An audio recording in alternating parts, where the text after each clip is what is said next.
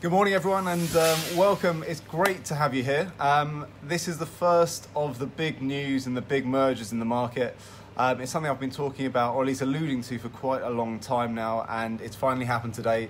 Stifel Corp have bought MainFirst. As you can see behind me, the two have finally come together. It's generally a really interesting merger for a number of different reasons, and I can imagine that both parties had a number of different options where they could have merged or come together with different firms.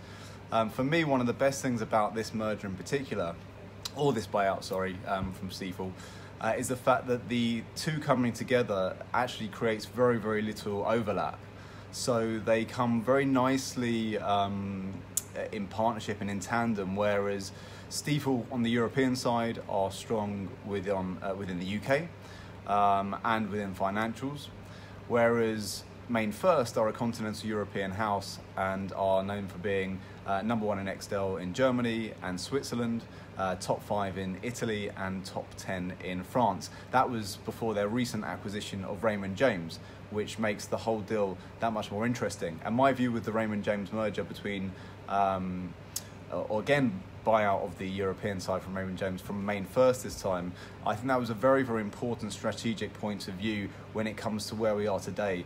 I do not believe personally, and I have no direct link with this, but I do not believe personally that the Raymond James deal would have happened now, i.e. if Stifel were looking to take over Raymond James. Stifel and Raymond James are very strong US competitors, so it would make a lot of sense. And the fact that MainFirst bought out Raymond James' European arm, which was really a strong French hold for them, or franchise for them,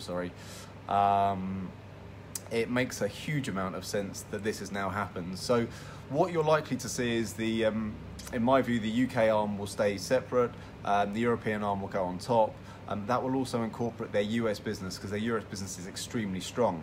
Now, if many of you don't know about Stifel, for me, and I've been saying this again for quite a while, Stifel, I believe, will become one of the strongest pan-European houses and global houses in the market over the next 5 years. Excuse me. And over the next 5 years, you will see them develop and become stronger in areas that they either don't cover at the moment, or they'll want to improve the quality throughout. You've seen that since 2005, whereas since 2005, Stifel have now acquired 16 different individual businesses, and that includes Legg Mason back in 2005. They bought 56 UBS private wealth management businesses or branches. They bought Barclays Wealth and Investment Management business as well. They also bought Oral Securities, I think back in 2014. KBW was along that same timeline, and KBW is a global financials house, which adds another additional part to their business which they didn't have before. And now you've got MainFirst.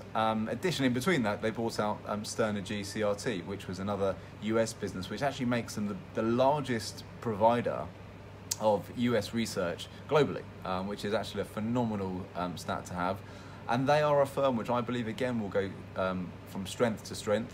At this moment in time, I don't think anyone knows the full extent of the deal between MainFirst and Stifel. Although from this perspective, looking at the European markets, the offices that each of them have got, both on a continental European basis and a London basis, this deal for Stifel means that when Brexit does or doesn't happen, they do have a stronghold across the whole of continental Europe, as well as the UK, and in fact globally, because of their US base as well. And it's extremely important having the branches in Germany, in Italy. They did have in Spain, but they closed that down about 18 months, 2 years ago. And other areas, including France as well, as I mentioned before. So having these offices abroad will give Stifel a much wider reach to clients, especially on the continent. Regardless of Brexit, I think it will help having them on the ground. And at this moment in time, as I said, I do not believe there's going to be too much attrition, if any at all. It does seem to be as these two pieces are perfect, almost Lego pieces or pieces of a puzzle that do fit together very nicely. It makes a huge amount of sense for the market. It makes a lot of sense in terms of MiFID II. It makes a huge amount of sense in regards to securing a firm in regards to Brexit. For now, I personally think this could be a firm that goes from strength to strength. It's one that we believe in quite a lot. In fact, no, it's one that we believe in a lot, not quite a lot, and it's something which I think everyone should certainly take much more note of. And you know, if we take a 2 to 5 year view, Exxon at the moment is number one within Europe.